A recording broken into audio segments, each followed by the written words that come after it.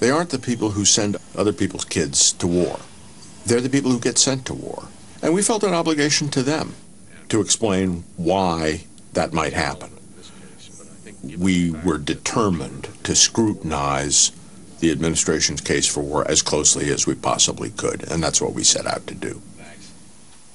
So as he listened to pundits and officials talking about Saddam Hussein's supposed connections to 9/11, Wolcott was skeptical. It was not clear to us why anyone was asking questions about Iraq in the wake of an attack that had al-Qaeda written all over it. He assigned his two top reporters to investigate the claims. Between them, Warren Strobel and Jonathan Landay had more than 40 years' experience reporting on foreign affairs and national security. They had lots of sources to call on. We were basically, I think, hearing two different messages from.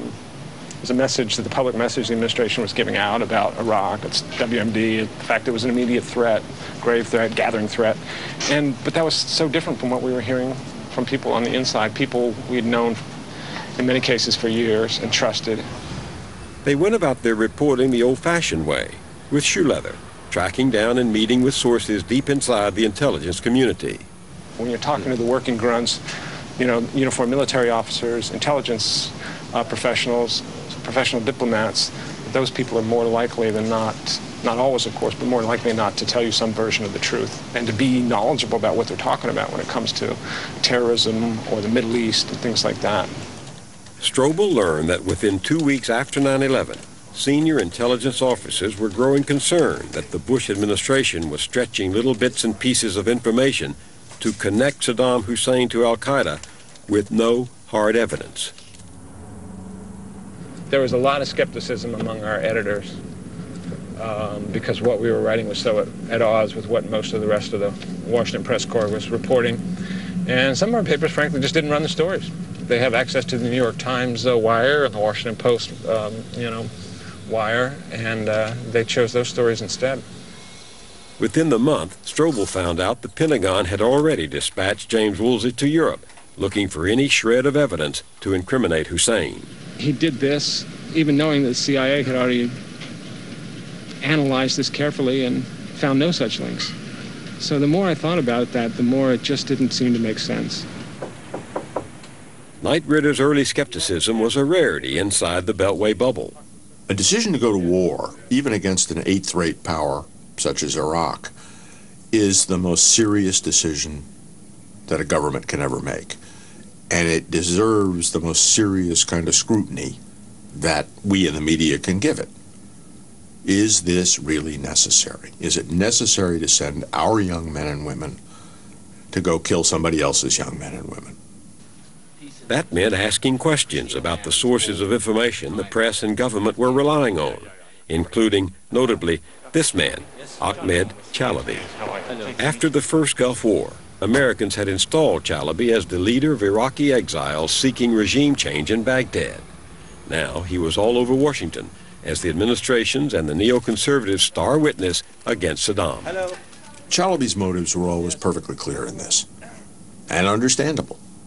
He was an Iraqi. He didn't want his country run by a thug and a murderer, a mass murderer, and a crook. And everything he said had to be looked at in that light and scrutinized in that light.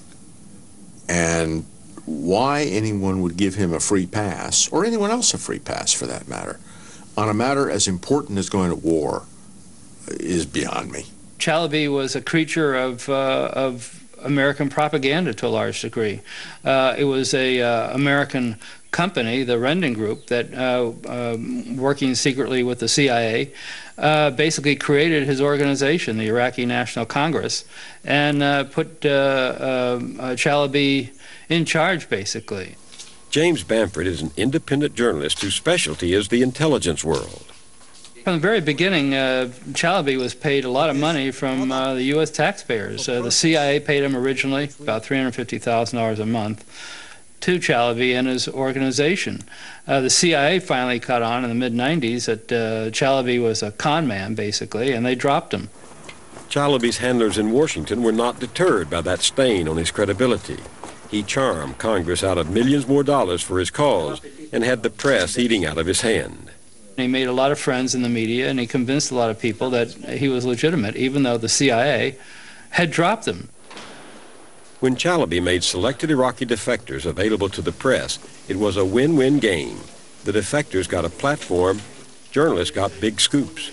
There was a big effort, in fact, to find people who seemed to have credible evidence about what was going on inside Iraq. Because, in fact, if you could find somebody who was credible talking about a nuclear program in Iraq or chemical weapons, that would be a big story.